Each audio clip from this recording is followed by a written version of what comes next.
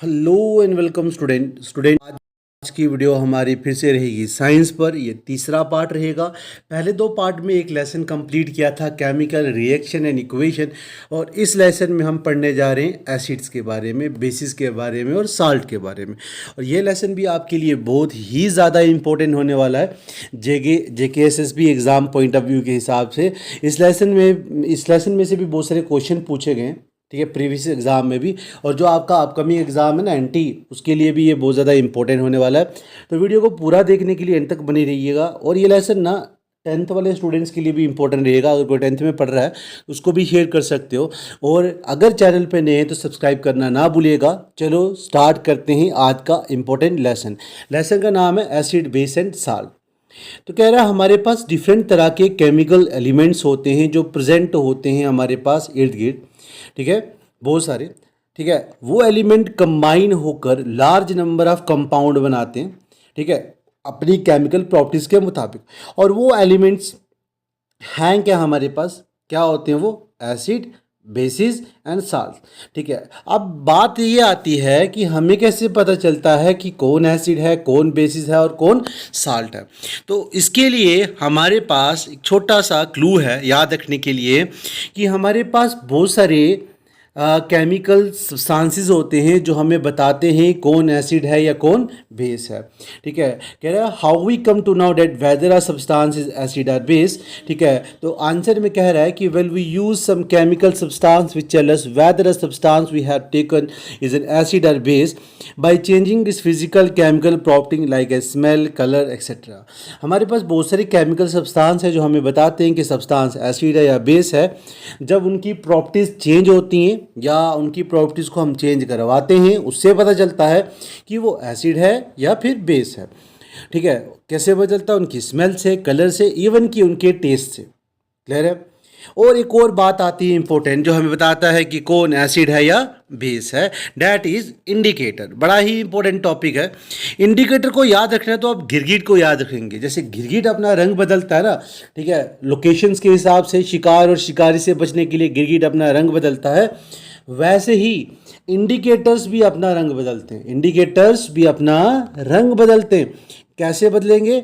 Acid में इनका कुछ और कलर होगा और बेसिस में इनका कुछ और कलर होगा। याद रखिएगा, मतलब अगर एसिड डालोगे कलर चेंज होगा, बेस डालोगे कलर चेंज होगा। उससे पता चलता है कि कौन एसिड है या कौन बेस है। क्लियर है?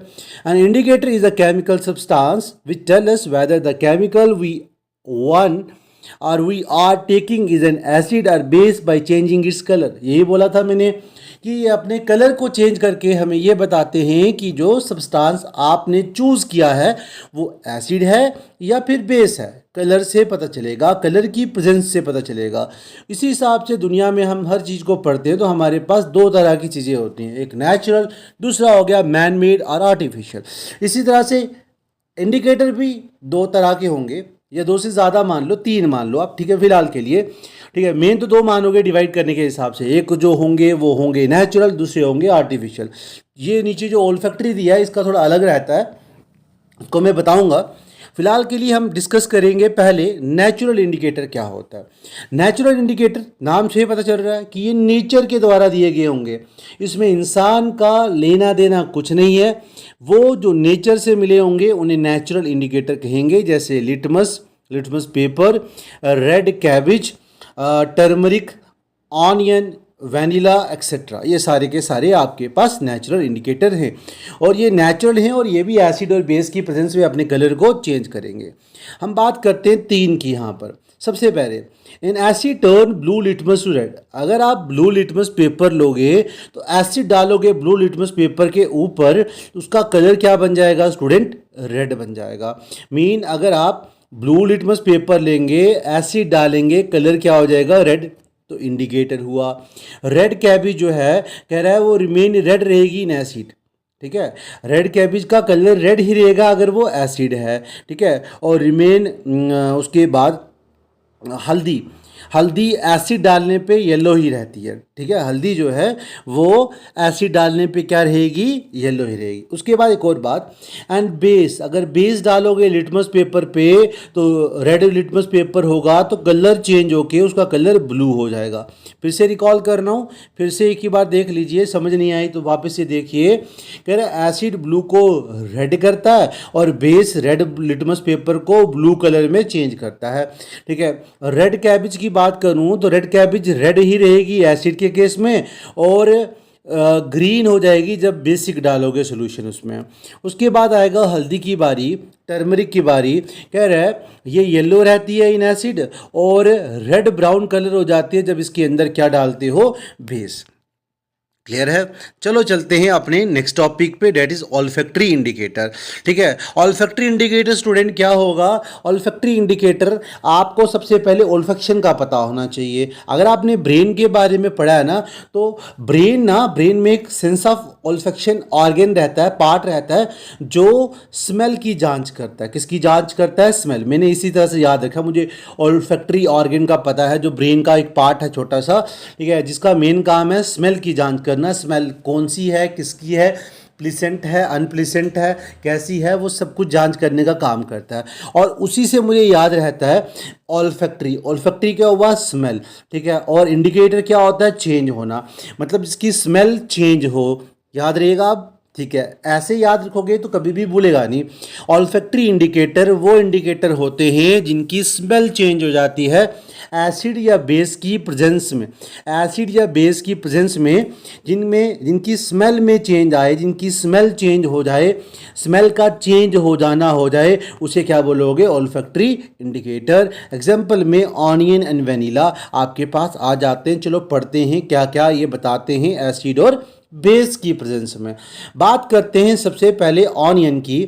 ऑनियन जो है वो अपनी स्मेल खो बैठता है, लॉस्ट इट्स स्मेल इन बेसिक सोल्यूशन। अगर आप ऑनियन में बेस डालोगे, अगर ऑनियन में बेस डालोगे तो ऑनियन की जो स्मेल होगी वो चली जाएगी। खाने में भी कर सकते हो आप। आपके खाने में अगर मतलब ऑनियन है, उसकी स्मेल को ख़त्म करना है तो आप किसको डालोगे, बेस को डाल दोगे। दूसरा, restore smell in acidic solution. अगर आप एसिड डालोगे, खट्टापन डालोगे, ठीक है, खाने में, तो उसकी स्मेल वापस से आ जाती है। जैसे हम चटनी बनाते हैं, ठीक है, उसमें ऑनियन डालोगे तो उसकी स्मेल वैसी की वैसी रहेगी, क्योंकि उसमें हम खट्टेपन को डालते हैं, कड़वी चीज़ डालते नहीं है, एसिड डालते हैं। जैसे इमली हो गया, ठीक है, या कोई और अनारदाना वगैरह हो गया वो, ठीक है। आगे आ जाता है वेनिला। वेनिला जो है वो लूज कर जाता है स्मेल इन बेसिक सोल्यूशन। ये भी अपनी स्मेल को बेसिक सोल्यूशन में लूज कर जाता है और रीस्टोर कर लेता है स्मेल को इन एसिडिक सोल्यूशन। याद रखिएगा। चलते हैं अगले टॉपिक पे, डेट इज सिंथेटिक इंडिकेटर। बताया था इंडिकेटर क्या होते हैं, कलर चेंज होना। सिंथेटिक कौन से होंगे, सिंथेटिक मैन मेड होंगे, जो इंसान के द्वारा बनाए गए होंगे। ऐसे इंडिकेटर जिनमें इंसान का लेना देना होगा, इंसान ने बनाए होंगे, उन इंडिकेटर्स को हम सिंथेटिक इंडिकेटर कहेंगे। मीन इंसान ने जिनको बनाया, नेचुरल जो इंसान ने नहीं बनाए और सिंथेटिक जो इंसान ने बनाए, और ओल्फैक्टरी जिनकी स्मेल चेंज होती है। क्लियर हुआ, ठीक है। आई होप सबको समझ आ गया होगा। जिसको समझ नहीं आई कमेंट करिएगा, मैं और ज़्यादा अच्छे से समझाने की कोशिश करूँगा। आगे आएगा हमारे पास सिंथेटिक इंडिकेटर में दो तरह के सिंथेटिक इंडिकेटर की एग्जांपल हमारे पास यहाँ दी गई है, that is methyl orange and phenolphthalein. Methyl orange और फिनोल पैथिलीन हमारे पास दो ऐसे इंडिकेटर हैं जो सिंथेटिक हैं, या फिर कह सकते हो that is man made indicators, ठीक है। इंसान के बनाए गए या इंसान के द्वारा बनाए गए इंडिकेटर्स हैं। चलो करते हैं बात इन्हीं पे। कह रहा है कि मिथाइल ऑरेंज की बात करते हैं सबसे पहले। मिथाइल ऑरेंज कह रहा है माई Apple is red, my banana is yellow. क्या था कि turn red in acidic solution, turn red in acidic solution. Methyl orange acid डालने पे रेड हो जाता है। मिथाइल ऑरेंज एसिड डालने पे रेड हो जाता है और येलो रहता है कहाँ पर, बेसिक सोल्यूशन में। याद रखने का ट्रिक कि माई Apple is red and my banana is yellow, methyl orange के केस में याद रखिएगा। आगे है फिनोल पैथिलीन। फिनोल पैथिलीन की बात करूँगा, ठीक है। तो कह रहा है फिनोल्फेथलीन कलरलेस रहता है एसिडिक सॉल्यूशन में। मीन अगर आपने फिनोल्फेथलीन लिया तो फिनोल्फेथलीन में जब आप एसिड डालोगे, जैसे नींबू का रस डालोगे, तो उसका कलर नहीं आएगा, जैसा था वैसा रहेगा, कलरलेस रहेगा। पहले भी कलरलेस और बाद में भी कलरलेस रहेगा, उसका कोई कलर नहीं आना। बट अगर आप उसमें बेस डाल दोगे तो पिंक कलर अपीयर होगा। मतलब कि आप फिनोल्फेथलीन में बेस डालोगे तो उसका कलर चेंज होके पिंक रहेगा, एसिड डालोगे तो कलर लेस रहेगा। आई होप सबको समझ आया। ठीक है, चलिए अपने इंपॉर्टेंट अगले टॉपिक के बारे बात करते हैं, डैट इज एसिड, और फिर उसके बाद पढ़ेंगे बेस। आई होप इंडिकेटर्स वाला टॉपिक आपको समझ गए। ठीक है, और एसिड और बेस की प्रेजेंस कैसे होती है वो भी यहाँ पर अभी वापस से रिपीट होगा। हमें कैसे पता चलता है कि कौन सा एसिड है? टेस्ट करने पे। हमें कैसे पता चलता है कौन बेस है? टेस्ट करने पे। जब हम चीज़ों को टेस्ट करते हैं, ठीक है, फिजिकल प्रॉपर्टी में हमें टेस्ट करके पता चलेगा। जैसे कि अगर कोई चीज़ खा रहे हो जिसका टेस्ट सोर है तो वो खट्टा है, तो इसका मतलब वो एसिड है। कोई भी चीज़ दुनिया की आप खा रहे हो, अगर उसमें खट्टापन आ रहा है, इसका मतलब उसमें कोई ना कोई एसिड की फॉर्म या एसिड है। ठीक है, that is sour in taste. They change the colour, ये क्या करते हैं, एसिड जितने भी होते हैं वो कलर को चेंज कर लेते हैं। ब्लू को रेड में, ब्लू लिटमस को रेड में चेंज कर लेते हैं। और एसिड जो है get ionise on dissolving in water, जब पानी में डिजॉल्व करोगे ना एसिड को, वो आयनाइज हो जाते हैं, मीन आयन बना लेते हैं। और एसिड में H positive ion mean hydrogen ion पाए जाते हैं। एसिड की प्रेजेंस क्या हुई? H positive ion. एसिड की प्रेजेंस क्या हुई? H positive ion. ठीक है, जितने ज़्यादा H पॉजिटिव आयन पाए जाएंगे स्ट्रॉन्ग एसिड होगा, जितने कम पाए जाएंगे उतना वीक एसिड होगा। आई होप समझ गए। एक और बात, एसिड जो होते हैं वो कलरलेस होते हैं और ऑर्डरलेस होते हैं। एसिड आर, एक और प्रॉपर्टी बता रहा हूँ, that are colourless and odourless. ना इनका कोई कलर होता है, ठीक है, ना इनका ऑर्डर होता है, स्मेल होती है, याद रखना। ना इनका कलर ना इनकी स्मेल मिलेगी आपको। And they are corrosive in nature. ठीक है, दो ये बेसिक भी करेसिव होते हैं और एसिड भी जो होता है वो क्या है, करेसिव नेचर के होते हैं। मीन जंग लगाने का, कोरियन लगाने का, रस लगाने का काम करते हैं। That is why that is corrosive in nature होते हैं। और इनके अंदर से इलेक्ट्रिसिटी भी पास हो जाती है, तो मीन इलेक्ट्रोलाइट का काम भी करते हैं। डैट इज इलेक्ट्रोलाइट्स का काम भी करते हैं और लाइट को पास करने का काम भी करते हैं। कौन? एसिड। एसिड ना हमारे पास दो तरह के होते हैं, एक होते हैं ऑर्गेनिक, दूसरे होते हैं मिनरल एसिड। पहले डिस्कस करेंगे स्टूडेंट हम ऑर्गेनिक एसिड को। ऑर्गेनिक एसिड क्या हुए?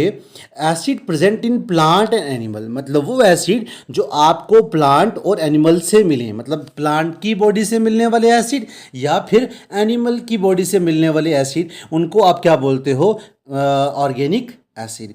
मतलब ऐसे एसिड जो प्लांट और एनिमल की बॉडी से मिलते हों, ऐसे एसिड को हम ऑर्गेनिक या वीक एसिड कहते हैं। देखो ना, इंसान या प्लांट की बॉडी से निकलने वाले एसिड इतने स्ट्रॉन्ग नहीं होंगे, ऐसे याद रखिएगा। ठीक है, अगर होते तो इंसान भी डेड हो सकता था या प्लांट भी डेड हो सकता था, क्योंकि ज़्यादा एसिडिक मीडियम में हम जिंदा नहीं रह सकते। एसिड तेजाब हो गया ना, तो तेजाब में कैसे कोई चीज़ जिंदा रह सकती है? मगर डाइल्यूट होगा तो काम चल जाएगा। तो मतलब ये वीक होते हैं, डाइल्यूट होते हैं, इतने स्ट्रॉन्ग एसिड नहीं होते as comparing to mineral acid. Organic acid plant और एनिमल की बॉडी से मिलते हैं। एग्जांपल में एसिटिक एसिड, लैक्टिक एसिड और टर्मरिक एसिड। ठीक है, टर्टरिक एसिड, सॉरी। ठीक है, ये एग्जांपल आ गई। और भी हैं, फॉर्मिंग एसिड वगैरह आ जाते हैं। ठीक है, और ये ऑर्गेनिक एसिड ना कुछ जानवर और कुछ प्लांट अपने सेल्फ डिफेंस के लिए यूज़ करते हैं। किसके लिए यूज़ करते हैं? Self defence. इवन कि ह्यूमन बींग भी जो हैं उनकी जो स्टोमक है वो भी एसिड रिलीज करता है, डेट इज HCl। ठीक है, और भी एसिड निकलते हैं, सोडियम कार्बोनेट वगैरह हमारी बॉडी में बनते हैं।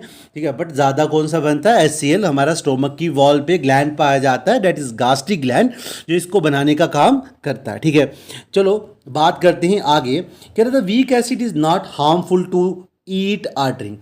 मतलब वीक एसिड ऐसे एसिड होते हैं जो हमें नुकसान नहीं देते, चाहे हम खाएं या चाहे हम पिए। ठीक है, वो हमें बेनिफिट देंगे, नुकसान नहीं देंगे। They can not ionise water completely, ये पानी को आयनाइज नहीं करते कंप्लीटली। अब आयनाइज तो बताया था, डेट मीन आयन, और आयन क्या होता है? That is charge. Charge in a liquid or aqueous state, ठीक है, याद रखना। और आयन दो तरह के होते हैं, that is cation and anion, याद रखिएगा। आयन दो तरह के होते हैं, ion is two type, that is cation that have positive charge, और दूसरा आएगा एनाइन, इसका नेगेटिव चार्ज होता है, ठीक है। इसकी फॉर्म में लिक्विड के अंदर से लाइट पास होती है, याद रखिएगा। ऑर्गेनिक एसिड हो चुका है, अब बात करते हैं हम अपना अगला topic, that is mineral acid. अब देखो ऑर्गेनिक एसिड ऑर्गेनिक थे, मिनरल एसिड थोड़े उनसे स्ट्रॉन्ग होंगे, थोड़े नहीं बहुत ज़्यादा स्ट्रॉन्ग होंगे। ऐसे एसिड जो ज़मीन से निकलते हैं, अर्थ से निकलते हैं, ठीक है, जो अर्थ बनाती है, form the mineral of earth और कॉल्ड मिनरल एसिड, ठीक है। एग्जाम्पल में हाइड्रोक्लोरिक एसिड, बट कंसनट्रेटेड वाला होगा, ज़्यादा मिकदार वाला, ज़्यादा पावरफुल वाला होगा। ऐसे तो इंसान का स्टोमक भी बनाता है, वो तो वीक एसिड था। हाइड्रोक्लोरिक एसिड हो गया, सल्फ्यूरिक एसिड हो गया और नाइट्रिक एसिड हो गया। इनके फॉर्मूले भी याद रख लीजिएगा क्योंकि वो पेपर में कई बार पूछ लेता है। आगे आएगा concentrated mineral acid are very dangerous, they can burn our hand and cloth. Concentrated acid, pure acid, concentrated acid क्या होते हैं? प्योर एसिड, जिसके अंदर कोई भी सॉलिड डिजॉल्व ना किया गया हो, ठीक है, या सॉल्वेंट ना डाला गया हो, बिल्कुल एकदम प्योर होगा। और ऐसा एसिड इंसान को भी जला सकता है, उसके हाथ को जला सकता है, जो चीज़ कंटेक्ट में आएगी उसको जला सकता है, इवन कि उसके क्लॉथ भी जला सकता है, ठीक है। और बात करें सल्फ्यूरिक एसिड, जिसका फार्मूला H2SO4 है, और ये इंसान के कपड़े जला सकता है, इंसान को नहीं जला सकता, सिर्फ थोड़ा बर्निंग सेंसेशन दे सकता है। अगर स्किन पे कंसनट्रेटेड पड़ जाएगा ना, थोड़ा बर्निंग सेंसेशन देगा, जलाएगा नहीं, ठीक है, थोड़ा बर्निंग सेंसेशन देगा। अगर कपड़ों पे पड़ जाएगा तो आपके कपड़े ऐसा ऐसा फटना शुरू हो जाएंगे, उनकी जो कैपेसिटी, उनकी जो स्ट्रेंथ होगी वो कम होना शुरू हो जाएगी, एंड करते करते रिएक्ट करते करते वो थोड़े आहिस्ता से उस जगह से हट जाएंगे, फट जाएंगे पूरे के पूरे, ठीक है। तो इस तरह से रहता है। दूसरा नाइट्रिक एसिड, ये थोड़ा पावरफुल होता है, ठीक है, फॉर्मूला होता है HNO3, ठीक है, याद रखिएगा। आगे चलते हैं। These acid should be handle with care. In acid को, मतलब जितने पावरफुल एसिड हैं उनको लापरवाही से तो हैंडल नहीं कर सकते, हैंडल करने के लिए बहुत ज़्यादा केयर देनी पड़ती है। और जनरली हम मिक्स करते हैं उन्हें वाटर के साथ। मतलब अगर कोई कंसनट्रेटेड एसिड है या कंसनट्रेटेड H2SO4 है, H2SO4 king of acid, that is sulphuric acid, hydrosulphuric acid, उसके अंदर मैं अगर वाटर डाल दूं, अगर उसके अंदर वाटर डाल दूं तो वो डाइल्यूट बन जाएगा। क्या बन जाएगा? डाइल्यूट सल्फ्यूरिक एसिड बन जाएगा, समझ गए। तो क्लियर हुआ डाइल्यूट कैसे बनता है, वही लिखा हुआ, उसे डाइल्यूट एसिड कहेंगे। आगे आता है during dilution of N acid. जब डाइल्यूशन करते हो तो सल्फ्यूरिक एसिड जो होता है ना, जब उसको डाइल्यूट बनाते हो तो उसकी रिएक्शन एक्सोथर्मिक होती है। कौन सी रिएक्शन होती है? एक्सोथर्मिक। कल बताया था या लास्ट लेक्चर वीडियो में बताया था मैंने, ये एक्सोथर्मिक क्या होता है? जो रिलीज करती हैं हीट, मतलब जब उसको आप कंसनट्रेटेड से डाइल्यूट बनाओगे, वाटर ऐड करोगे, स्लोली स्लोली ऐड करोगे, तो जब पानी रिएक्ट करेगा ना उसके साथ तो वो हीट रिलीज करेगा, तो मतलब गर्म हो जाएगा थोड़ा सा, that is exothermic reaction. Clear हुआ? आई होप समझ आ गया होगा। चलिए चलो, कह रहा है ये क्या कह रहा था वो तो मैंने अपने से बताया। During dilution of N acid, acid should be always mixed with water. Dilution करने के लिए किसी और के साथ एसिड को रिएक्ट नहीं करोगे, हमेशा हमने एसिड के साथ वाटर ऐड करना है, तब वो डाइल्यूट बनेगा, ठीक है। कंसनट्रेटेड एसिड के साथ वाटर ऐड करोगे, कुछ और ऐड नहीं करोगे। Not water in acid, mean आपने कंसनट्रेटेड एसिड के साथ वाटर ऐड करना है, कंसनट्रेटेड एसिड के साथ वाटर ऐड करना है, ना कि ज़्यादा पानी में एसिड को डालना है, ठीक है, समझ गए। अगर कह रहा है ना नॉट वाटर इन एसिड, उसकी वजह से क्या होगा कि वो स्प्लैश हो सकता है, आपके फेस पे आ सकता है और आपको बर्न काज कर सकता है। And they can ionise water completely. और ये जो है ना कंसनट्रेटेड एसिड, ये पानी को बिल्कुल आयनाइज कर लेते हैं, एकदम से क्या कर देंगे, उसे आयनाइज कर लेंगे, ठीक है। तो आई होप ये तो आपको बड़े अच्छे से समझ आया होगा। आगे पढ़ते हैं केमिकल प्रॉपर्टीज ऑफ एसिड, ठीक है। केमिकल प्रॉपर्टीज ऑफ एसिड की अगर बात करूं तो कह रहा है reaction of acid with metal. जब भी आप किसी एसिड को रिएक्ट करते हो मेटल के साथ तो दे फॉर्म सॉल्ट, और एक गैस रिलीज करता है, दैट इज हाइड्रोजन, ठीक है, याद रखिएगा। जब भी हम एसिड को रिएक्ट करते हैं किसी भी मेटल के साथ, कोई भी मेटल क्यों ना हो जाए, जैसे हमारे पास क्या कहते हैं उसे, कैल्शियम हो गया, कोई और मेटल हो गया, जब भी आप एसिड को मेटल से रिएक्ट करोगे दे ऑलवेज फॉर्म साल्ट। क्या बनाएगा? साल्ट, साल्ट ऑफ मेटल बनाएगा। और साथ में हमेशा कौन सी गैस देगा आपको? Hydrogen gas. ऊपर भी यही लिखा हुआ है, कह रहा है जैसे मैंने हाइड्रोक्लोरिक एसिड को कैल्शियम से रिएक्ट करवाया, कैल्शियम क्लोराइड बन गया। क्या बन गया? कैल्शियम क्लोराइड बन गया। और साथ में रिलीज हुई कौन सी गैस? Hydrogen gas. जब गैस को रिप्रेजेंट करते हो ना तो एरो अपवर्ड होता है, जब प्रेसिपिटेट को रिप्रेजेंट करते हो तो एरो डाउनवर्ड होता है, क्योंकि प्रेसिपिटेट नीचे बैठते हो, गैस रिलीज होके ऊपर जाती है, याद रखिएगा। चलिए, कह रहा है जब भी reaction of acid with base करेंगे, जब भी एसिड की रिएक्शन किसके साथ करेंगे? बेस के साथ। तो क्या होगा? When acid react with base form salt and water. याद रखिएगा, जब भी एसिड बेस के साथ रिएक्ट करता है या बेस एसिड के साथ रिएक्ट करता है, दोनों की बात एक ही है। चाहे बेस को एसिड से रिएक्ट कराओ या एसिड को बेस से रिएक्ट कराओ, वो हमेशा साल्ट बनाएगा और वाटर बनाएगा। और रिएक्शन इज न्यूट्रलाइजेशन। रिएक्शन जो होगी वो क्या होगी? Neutralisation reaction. ऐसी रिएक्शन जिससे ना एसिड की प्रेजेंस दिखेगी ना बेस की, मतलब न्यूट्रल बन जाएगा। जो प्रोडक्ट बनेगा वो न्यूट्रल बनेगा, ना एसिड दिखेगा ना बेस दिखेगा, जो बनेगा बराबर बराबर होगा, न्यूट्रल होगा। तो साथ में वाटर मिलता है। क्या मिलता है? वाटर। एग्जांपल में मैंने एक एसिड लिया और एक क्या लिया? बेस लिया। एसिड लिया HCl और बेस लिया सोडियम हाइड्रोक्साइड, दोनों को रिएक्ट करवाया तो सोडियम क्लोराइड बना, डेट इज साल्ट, जो घर पे आप खाते हो, बेकिंग साल्ट, कॉमन साल्ट। और साथ में क्या मिला? वाटर मिल गया। स्टूडेंट, आई होप समझ आ गया होगा। चलिए चलते अपनी थर्ड रिएक्शन में। थर्ड रिएक्शन थी reaction of acid with metal oxide. जब भी आप एसिड की रिएक्शन किसके साथ करते हो? मेटल ऑक्साइड के साथ करते हो, तो क्या बनता है? कह रहा है reaction of acid with metal oxide की जब बात करूंगा तो क्या होगा? जब भी एसिड रिएक्ट करता है मेटल ऑक्साइड के साथ, साल्ट और वाटर बनाता है। जब भी एसिड रिएक्ट करता है मेटल ऑक्साइड के साथ तो साल्ट और वाटर बनाता है।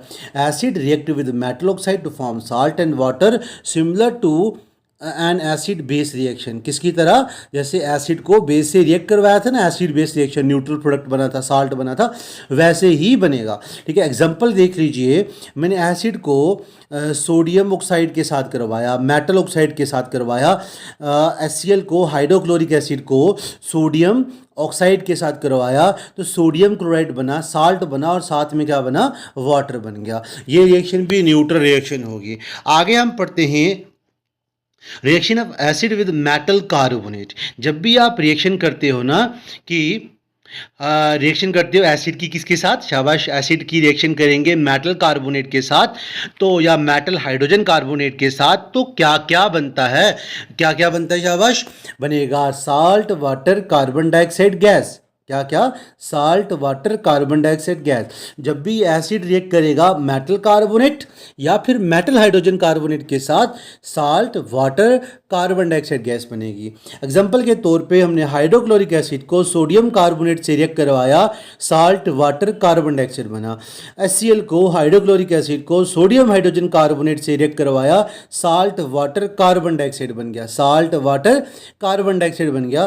तो ये था आपके पास इसकी रिएक्शन। ठीक है, कुछ प्रीवियस रिएक्शन जो हमने पढ़ी मैं वो रिवाइज करवा देता हूँ, तो फिर मिलते हैं बेसिस पे नेक्स्ट वीडियो पे। तो आई होप ये तो आपको पूरा क्लियर हो गया होगा। जब एसिड को रिएक्ट करवाते हो ना किसके साथ?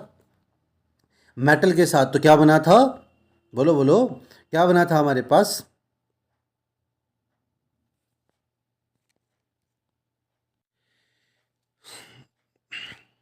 याद करो, आई होप याद होगा तो सुन लीजिए क्या था। साल्ट मेटल कह सकते हो या मेटल कह सकते हो, साथ में हाइड्रोजन गैस निकलती थी। ठीक है, जब भी एसिड को बेस से रिएक्ट करते हो साल्ट और वाटर बनता है। जब भी एसिड को मेटल ऑक्साइड से करते हो साल्ट और वाटर बनता है।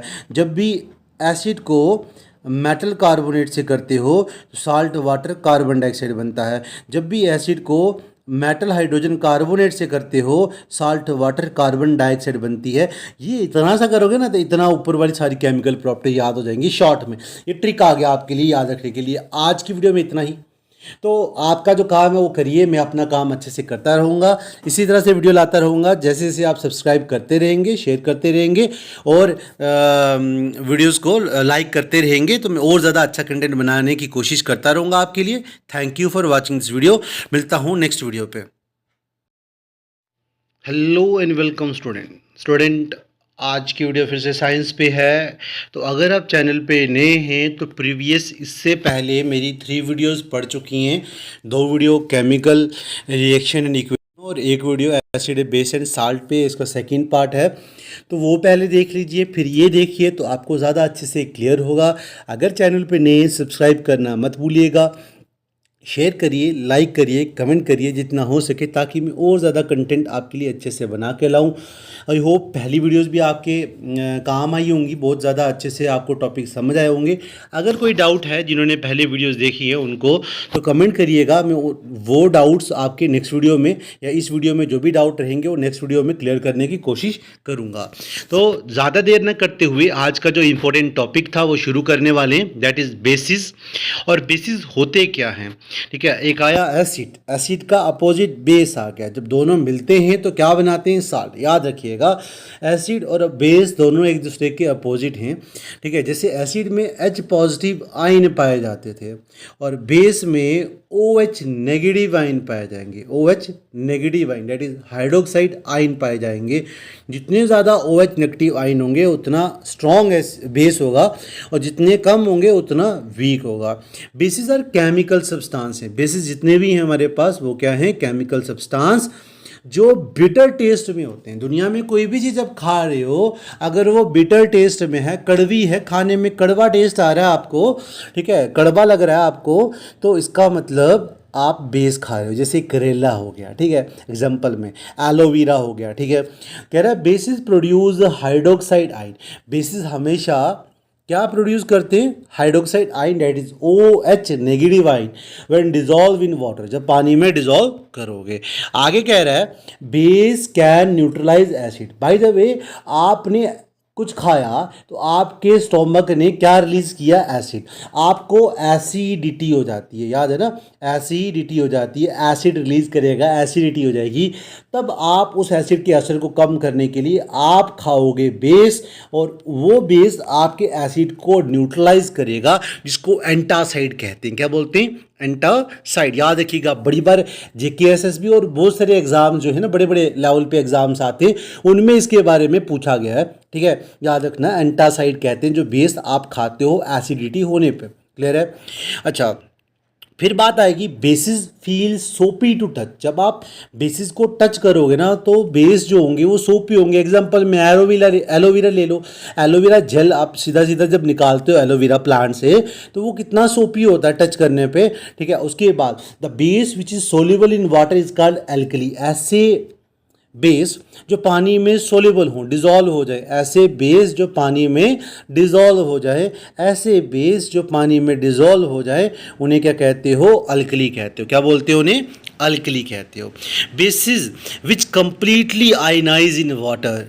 एसिड भी आयनाइज होते थे, मीन इलेक्ट्रिसिटी को पास कर, मैंने बताया था पीछे कि एसिड और base are good conductor of electricity. ये इलेक्ट्रोलाइट का काम करते हैं, ये लाइट को पास होने में मदद करते हैं। ये आयनाइज हो जाते हैं पूरी तरह और आयन बन के चार्ज पार्टिकल बन के कैटाइन एनाइन बनकर क्या करेंगे, लाइट को पास करने में क्या करेंगे, मदद करेंगे। एंड प्रोड्यूस करते हैं large amount of hydroxide ion, mean OH negative ion produce करते हैं। इसे स्ट्रॉन्ग बेस कहेंगे या स्ट्रॉन्ग अल्कली कहेंगे। एग्जांपल में सोडियम हाइड्रोक्साइड। एग्जांपल में क्या आ गया, सोडियम हाइड्रोक्साइड। क्या फॉर्मूला होता है सोडियम हाइड्रोक्साइड का, NaOH, सोडियम हाइड्रोक्साइड। याद रखिएगा। चलिए, बेस विच पार्शियली आयनाइज, वो कंप्लीटली आयनाइज वाली की बात की थी। ऐसे जो आधे आयनाइज होंगे वाटर में और small amount of hydroxide ion बनाएंगे, उन्हें वीक बेस कहेंगे या वीक अल्कली कहेंगे, that is magnesium hydroxide. Magnesium hydroxide. तो यहाँ क्या दिखा कि OH नेगेटिव आयन ज़्यादा होंगे तो स्ट्रॉन्ग बेस, कम होंगे तो वीक बेस होते हैं, याद रखिएगा। अब बात करते हैं केमिकल प्रॉपर्टीज ऑफ बेसिस के ऊपर।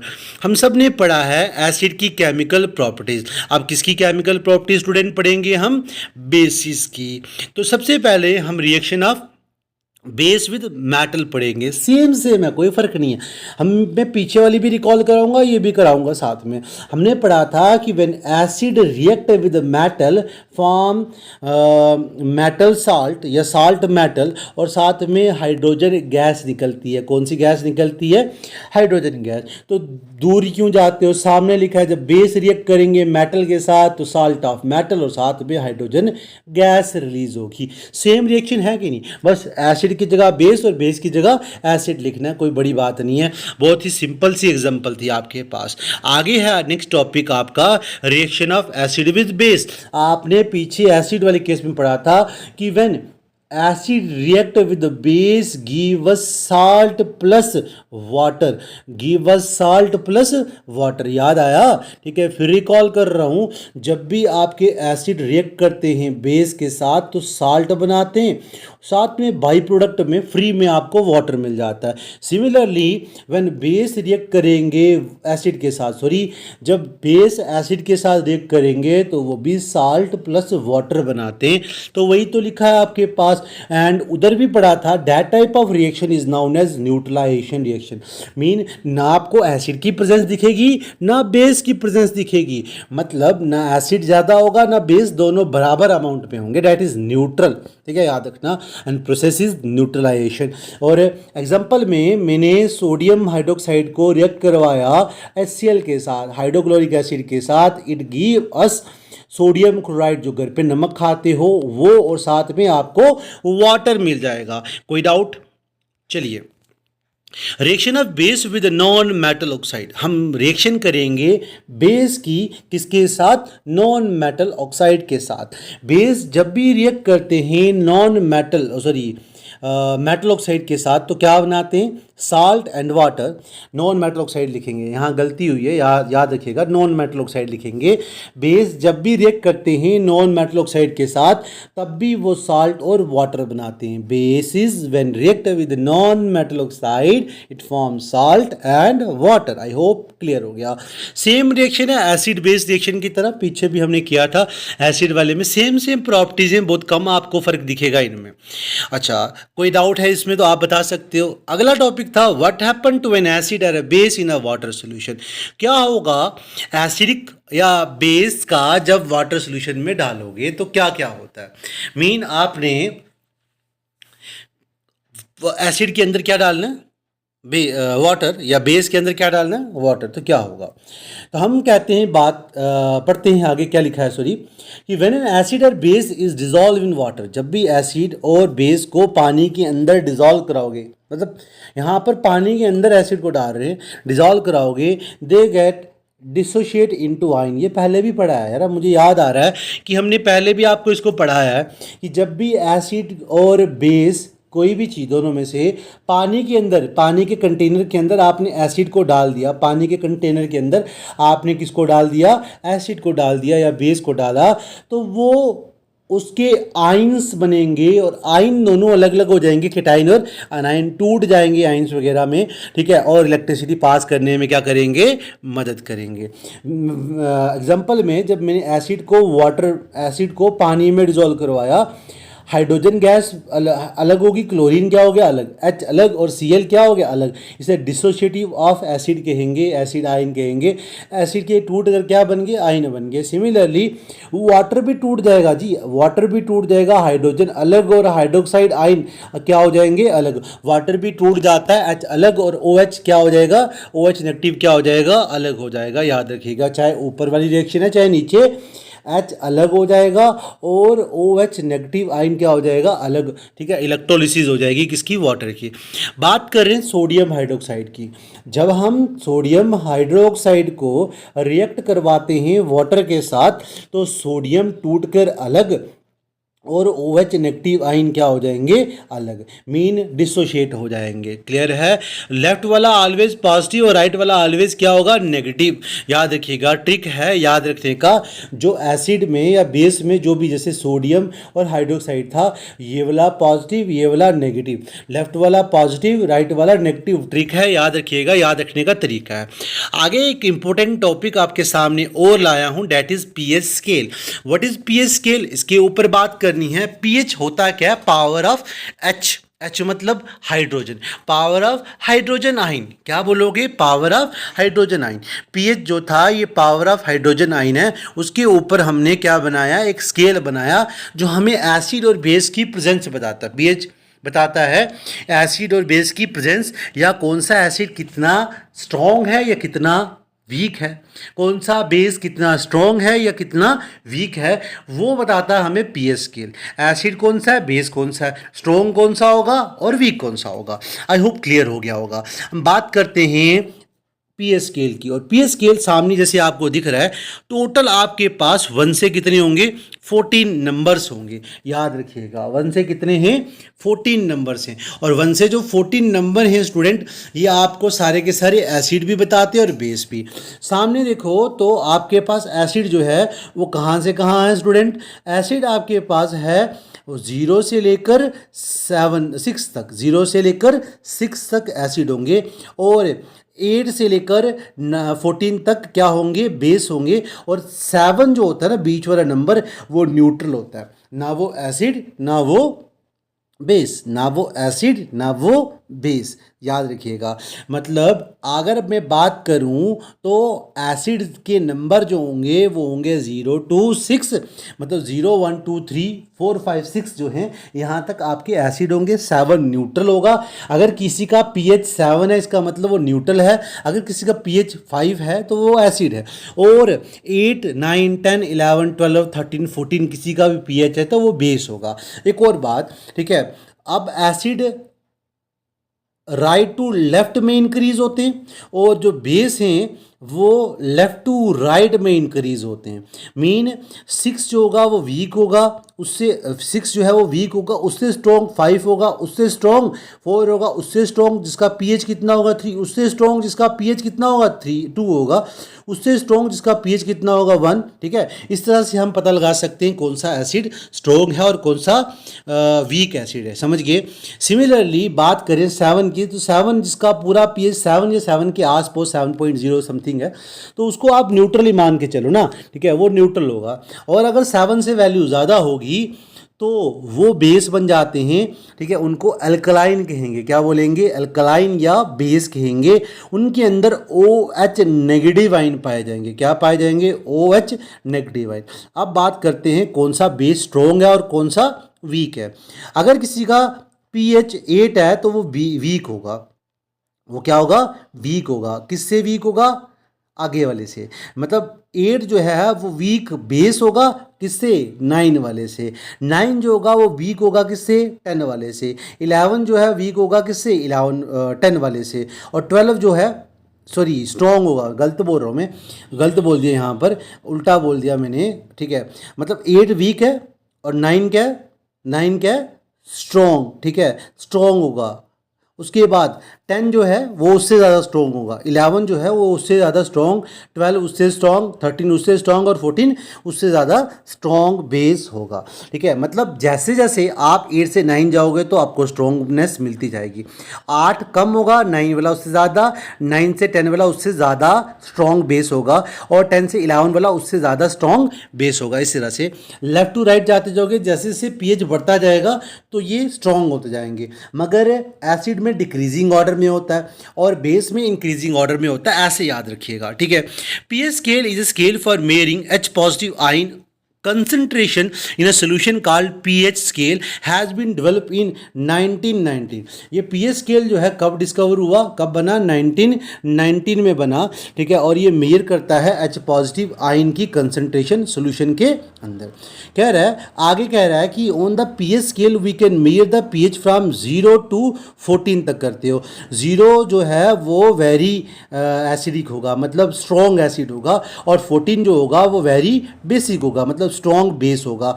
अब हायर द हाइड्रोनियम मतलब H पॉजिटिव आयन जितने ज़्यादा होंगे तो कंसंट्रेशन लोअर होगी पीएच वैल्यू में। Higher the hydronium ion concentration lower in the pH value. आगे कह रहा है the pH value of different things is given above in the diagram. अलग अलग चीज़ों की पीएच वैल्यू आपके पास ऊपर दी गई है, ठीक है। कह रहा है जैसे कि अगर pH 7 से कम हो सोल्यूशन एसिडिक होगी, अगर pH 7 से 7 होगी तो न्यूट्रल होगी, 7 से ज़्यादा होगी तो बेसिक। यही टेबल लिख लो तब भी आपको याद रहेगा, ठीक है। तो अब बात करते हैं importance of pH in everyday life, ठीक है। तो कह रहा है कि importance of pH in everyday life में हम क्या कर सकते हैं, क्या पढ़ना है हमें। एक काम करते हैं, ये नेक्स्ट वीडियो लेक्चर में रखता हूँ, ठीक है। तो ये पीछे वाला भी आपको बहुत ज़्यादा हो गया है, ठीक है, क्योंकि जितनी ज़्यादा बड़ी वीडियो है ना देखने में मन नहीं करता और पढ़ने में मन नहीं करता, बोर हो जाता है इंसान। तो अगला जो पोर्शन रहेगा वो नेक्स्ट वीडियो में बताता हूँ। तो तब तक के लिए वेट करिएगा, शेयर करिए, सब्सक्राइब करिए, लाइक करिए। तो मिलते हैं नेक्स्ट वीडियो में। Thank you for watching this video. Hello welcome student, ये वीडियो भी आपकी रहने वाली है साइंस बेस्ड। वीडियो को पूरा देखने के लिए अंत तक बने रहिएगा। अगर चैनल पे नए तो सब्सक्राइब करना ना भूलिएगा, शेयर करिए जितना हो सके ताकि मैं और ज़्यादा अच्छा कंटेंट आपके लिए बनाकर ला सकूं। और अगर आपको कोई डाउट है मेरे पिछले लेक्चर्स में तो आप कमेंट कर सकते हो, तो मैं नेक्स्ट वीडियो में भी आपको उस डाउट को क्लियर करूँगा। अभी तक तो कोई कमेंट आया नहीं, इसका मतलब आपके सारे के सारे जो टॉपिक से आपको समझ आ गए। चलते हैं इस वीडियो पे आगे। तो आपका आज का टॉपिक है एसिड बेस एंड साल्ट पे, कि हम जो है एसिड या बेस का कहाँ कहाँ इस्तेमाल करते हैं अपने डेली लाइफ में, ठीक है।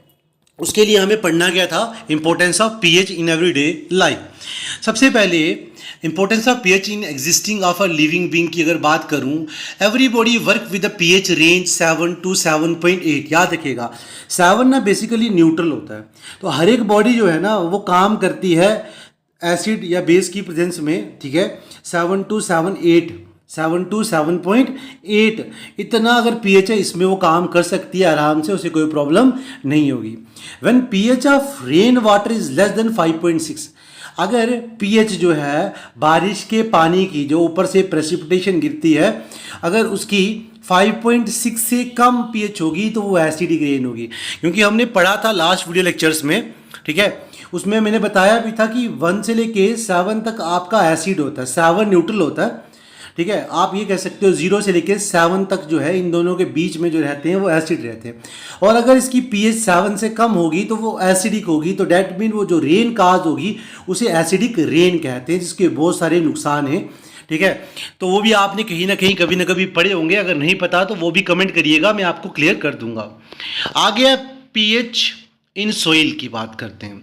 पीएच इन सॉइल, ठीक है, ये थोड़ा क्लरिकल मिस्टेक हुई है, सोली लिखा है, सोइल लिख लीजिएगा। कह रहे soil whose pH is 6.5 to 7.3, इतनी अगर पीएच किसी सोइल की है ग्राउथ और डेवलपमेंट के लिए वो अच्छी है, ठीक है। मतलब अगर किसी ज़मीन की जो आपके आस पड़ोस में या आपकी अपनी ज़मीन है इसका पीएच 6.7 से 7.3 के बीच में है, वो क्रॉप की डेवलपमेंट और ग्राउथ के लिए बड़ी ही अच्छी है। और अगर इससे ज़्यादा या इससे कम हुई तो इसका मतलब वो तो या एसिडिक होगी या बेसिक होगी। तो अगर एसिडिक है तो बेस डालोगे, बेसिक है तो एसिड डालोगे। ज़मीन को न्यूट्रल बनाने की कोशिश करोगे ताकि ज़्यादा से ज़्यादा आप गेन कर पाओ, ठीक है। आगे importance of pH in digestion. हम जो खाना खाते हैं ना उस खाने को डाइजेस्ट करने के लिए भी हमें अपने बॉडी में पीएच की ज़रूरत पड़ती है। तो याद रखिएगा हमारा स्टोमक जो जे शेप्ड ऑर्गन रहता है, उस जे शेप्ड ऑर्गन की वॉल के ऊपर एक ग्लैंड पाया जाता है जिसे बोलते हैं गास्ट्रिक ग्लैंड। पढ़ाऊंगा इसके बारे में भी। तो गास्ट्रिक ग्लैंड पाया जाता है और ये गास्ट्रिक ग्लैंड स्टूडेंट रिलीज करता है HCl, हाइड्रोक्लोरिक एसिड, ठीक है। जो आपको खट्टा पानी बनता है ना वो यही होता है HCl। और इसके साथ में 3 एंजाइम रिलीज होते हैं। कितने? 3 एंजाइम्स रिलीज होते हैं। इनके बारे में भी हम बाद में पढ़ेंगे, ठीक है। अब बात कर रहे थे HCl की। तो HCl कौन रिलीज करता है? स्टोमक की वॉल पे पाए जाने वाला gland, that is gastric gland, जो गास्ट्रिक जूस छोड़ता है और जिसकी पीएच 1 से 3 के बीच में रहती है, ठीक है, 1 and 3 रहती है। As the pH enzyme pepsin become active, ठीक है, एट द पीएच, ठीक है, इस पीएच पे एट दिस पीएच जो हमारा पेप्सिन एंजाइम था, अभी जस्ट मैंने आपको बोला ना 3 एंजाइम होते हैं, उनके नाम बता देता हूँ मैं, सारी बात क्लियर हो जाएगी। पहला एंजाइम आता है पेप्सिन, जो वो ग्लैंड के जूस के अंदर पाया जाता है। दूसरा आता है रेनिन। तीसरा आता है गास्ट्रिक लिपेस। नोट कर लीजिएगा, गास्ट्रिक लिपेस। एक तोड़ता है प्रोटीन को, ये प्रोटीन को ब्रेक करता है, ये कैल्शियम को ब्रेक करता है और ये फैट को ब्रेक करता है। तीनों का अपना अपना काम है। तो कह रहा है कि HCl जो है वो एक्टिव कर देता है किसको, पेप्सिन को, याद रखिएगा, तभी ये HCl वहाँ काम करता है। ठीक है, इसके अलावा HCl के और भी बहुत सारे काम हैं। एक कोई फॉरेन बैक्टीरिया या कोई भी बैक्टीरिया खाने के साथ या पानी के साथ आपकी बॉडी के अंदर इंटर कर जाता है तो सबसे पहले उसको लड़ना पड़ता है HCl के साथ। ठीक है, और वो वहाँ मारा जाता है HCl के द्वारा, किल कर देता है HCl उसे हमारे स्टोमक में। ठीक है, some time more acid is secreted in the stomach. कभी कभी क्या होता है कि ज़्यादा एसिड रिलीज कर लेता है। जब आप ज़्यादा खाओगे तो ज़्यादा एसिड रिलीज हो जाएगा आपके स्टोमक से, जो काज करेगा पेन और इरिटेशन काज करता है। मीन आपको एसिडिटी हो जाएगी और उस एसिडिटी को ख़त्म करने के लिए आप खाओगे बेस, और उन बेस को आप कहते हो एंटासाइड। जैसे एग्जांपल में इनो लेते हो आप। ठीक है, याद रखना। चलिए अगला टॉपिक था pH change led to tooth decay. ठीक है, हमारे जो माउथ है, जो ओरल कैविटी है, उसके अंदर की पीएच 5.5 होती है। कितनी होती है? 5.5। अगर आप ब्रश नहीं करते तो ब्रश ना करने की वजह से आपके दांतों के ऊपर प्लीक जमना शुरू हो जाती है और वो प्लीक आपका टूथ डिके करवा सकती है। इसलिए ब्रश करना ज़रूरी है, क्योंकि एसिड जो है आपके दांतों तक नहीं पहुंच पाता और बैक्टीरिया वहां अटैक करना शुरू कर लेता है। आई होप ये डाउट क्लियर हो गया होगा आपका। कह रहा है tooth decay start when pH of the mouth is lower than 5.5। Normal की 5.5 होगी। अगर आपकी 5.5 से जो एसिडिक वैल्यू है, दांतों तक एसिड नहीं पहुंच पा रहा 5.5, तो वो टूथ डिके काज करवा सकता है। Tooth enamel is made up of calcium phosphate. हमारे जो टूथ इनामल होते हैं किसके बने होते हैं? कैल्शियम फॉस्फेट के। And is the hardest substance in the body. ये सबसे हार्ड सब्सटेंस है बॉडी में। And the bacteria present in the mouth degrade the left over food particle and produce acid. जो बैक्टीरिया हमारे माउथ में रहते हैं या रहेंगे, जो खाने के साथ इंटर हुए होंगे, वो क्या करेंगे? हमारे माउथ में फूड को तो डिग्रेड करेंगे, साथ में वो एसिड प्रोड्यूस करते हैं। ठीक है, याद रखिएगा।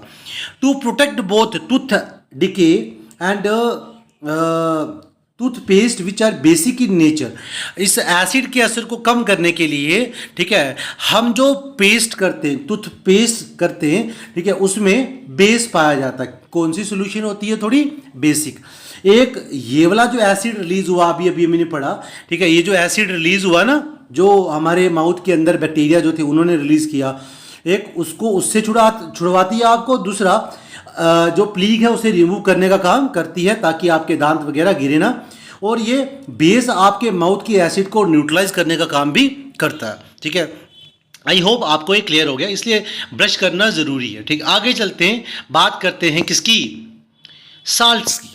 हमने पीछे पढ़ा था जब भी एसिड या बेस, जब भी एसिड और बेस रिएक्ट करते हैं स्टूडेंट, तो बनता है साल्ट। जब भी एसिड और बेस रिएक्ट करें साल्ट बनता है, या बेस और एसिड रिएक्ट करें तब भी साल्ट ही बनेगा। पढ़ा है पीछे आपने, सबने पढ़ा है। और प्रोसेस का नाम था न्यूट्रलाइज या neutralisation reaction. A salt is a compound form from reaction of acid and base. याद रहेगा, आई होप सबको क्लियर होगा। The nature of salt can be acidic हो सकता है, बेसिक हो सकता है, या न्यूट्रल हो सकता है। याद रखिएगा कि the salt is maked by the reaction of strong acid weak base. अगर आप स्ट्रॉन्ग वाला एसिड और वीक वाला बेस डालोगे, जो बनेगा वो बनेगा आपका एसिडिक साल्ट। क्या बनेगा? Acidic salt.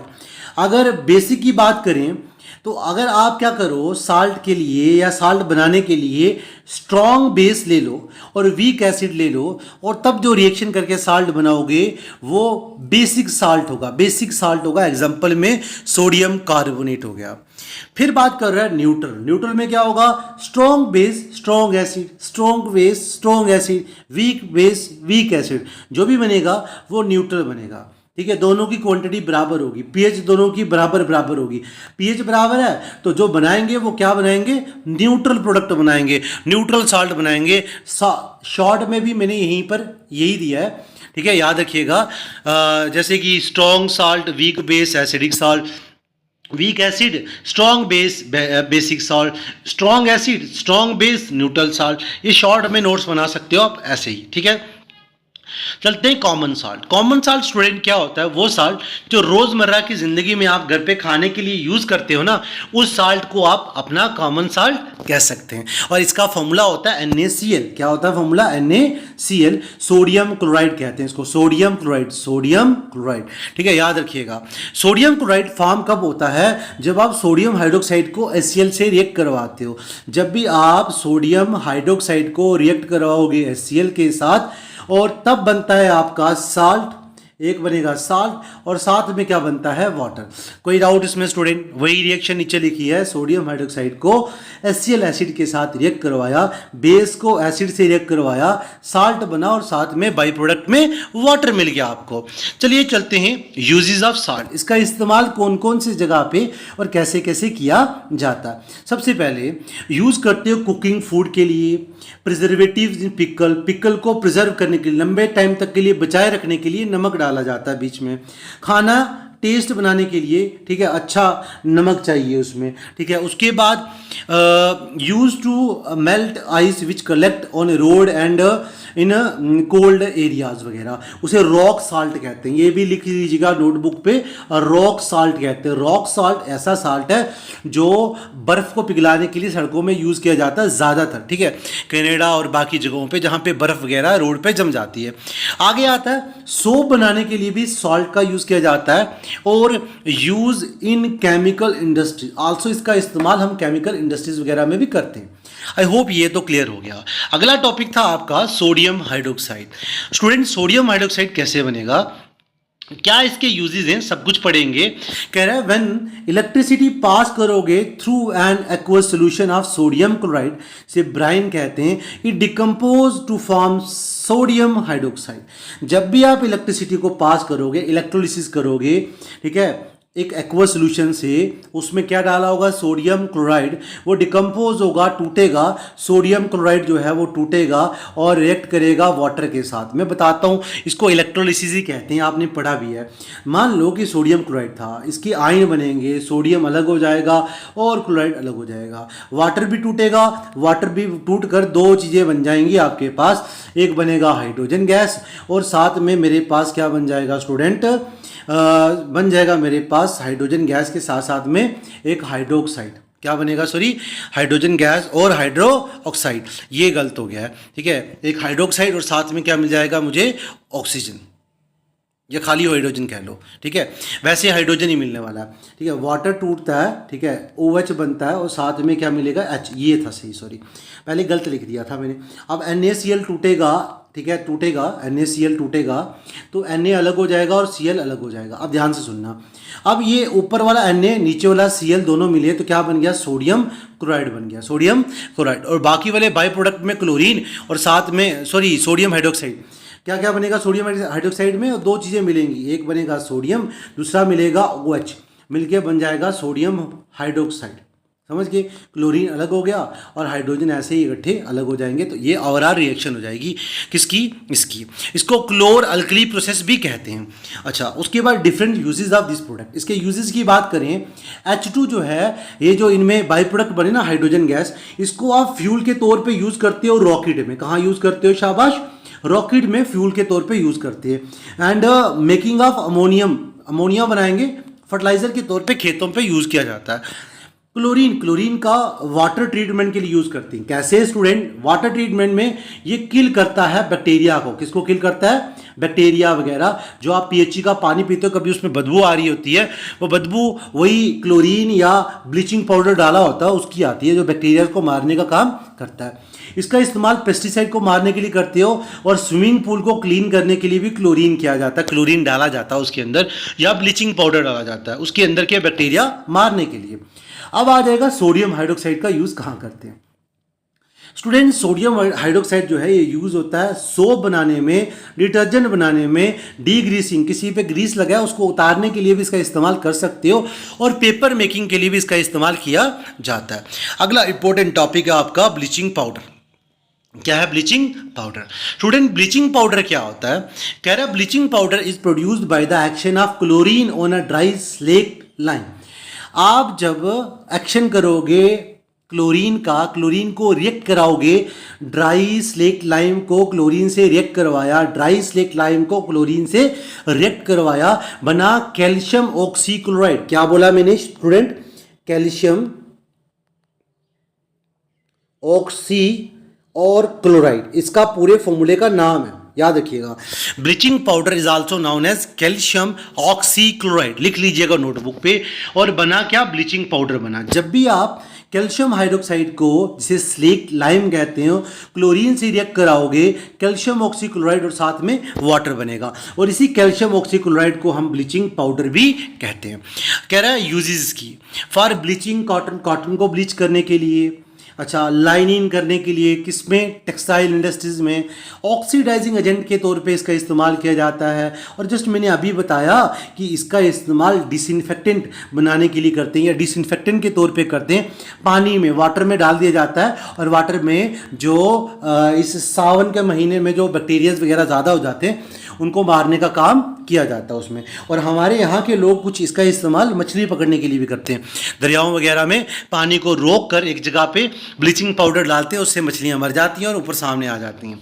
और आगे आ जाता है मेरे पास फॉर मैन्युफैक्चरिंग क्लोरोफॉर्म। क्लोरोफॉर्म का फॉर्मूला होता है CH3। इसको बनाने में भी इसका इस्तेमाल किया जाता है। किसका? ब्लीचिंग का, ब्लीचिंग पाउडर का। अगला इंपॉर्टेंट टॉपिक है स्टूडेंट आपके पास बेकिंग सोडा। बेकिंग सोडा का फॉर्मूला है सोडियम हाइड्रोजन कार्बोनेट।